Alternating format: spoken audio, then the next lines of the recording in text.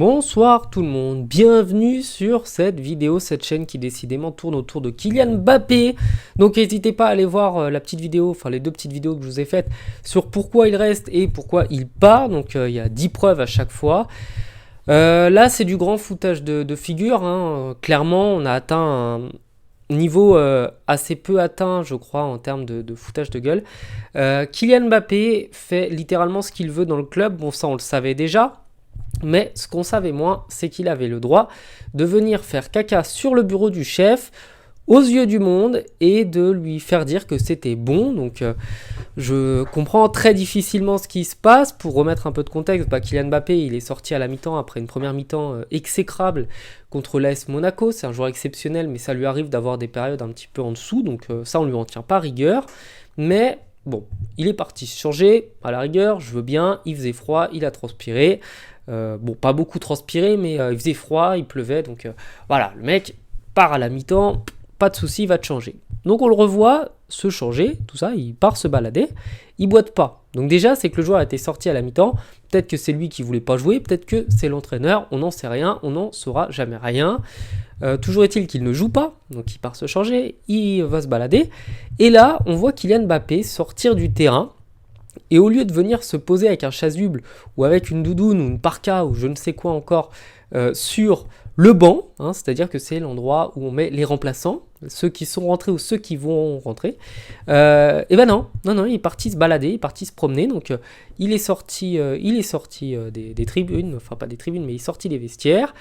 Il est parti faire un petit tour d'honneur, histoire de dire bonjour et de faire des photos. Donc il a fait des selfies avec des gens. Il est allé taper la discute avec les supporters du PSG. Donc ça, il n'y a pas de problème qu'il aille taper la discute, c'est bien. Mais pas pendant le match, en fait, c'est peut-être pas le moment. Il tape la discute, il fait des selfies.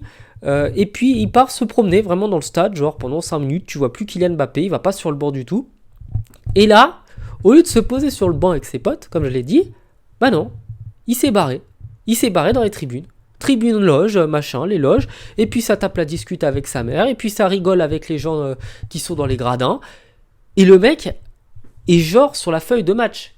C'est pas qu'il est interdit de bande touche. C'est qu'il est sur la feuille de match. Il a joué. Et le mec se casse dans les tribunes avec sa mère. Il n'y a pas de problème à ramener sa maman. Ça, je suis complètement pour. C'est cool d'avoir sa mère qui vient voir vos matchs. Mais quand il y a un match, restez avec votre équipe en fait.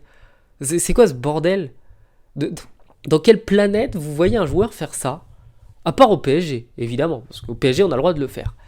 Mais ça n'existe pas.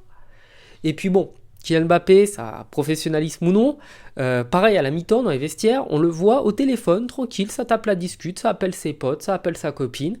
Mais normalement, le téléphone, il reste dans le vestiaire. Enfin, c'est sacré un match.